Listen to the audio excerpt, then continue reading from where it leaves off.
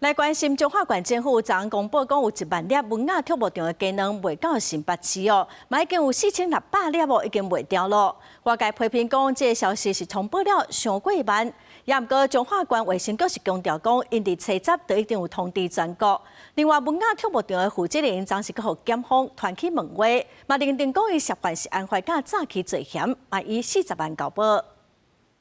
新北市卫生局人员到早餐店甲杂粮行检查，了解是毋是有问题卵。中华文雅畜牧场鸡卵分去年超标，其中50拿1万粒鸡卵销向新北市，切在卫生局回收5400粒，已经伫17由中华县府销毁，另外有4600粒已经卖出，目前拢无发现问题卵，可能互消费者食到巴肚。总共拦截27篮的鸡蛋，已经全数的退回给上游，那剩余的23篮销售对象为早餐店、杂粮行以及散客。那本局也已经完成早餐店、杂粮行共9家业者的查核，那均未有问题的蛋品。中华县分去年是国内第一例用塑原米对策禁苗案例，外界批评问题卵毋若流向台中，9日后才也出流向新北，实在有够慢。中华县卫生局表示，切早已经由中央统领全国专门回收问题卵品，所以不需要个别说明。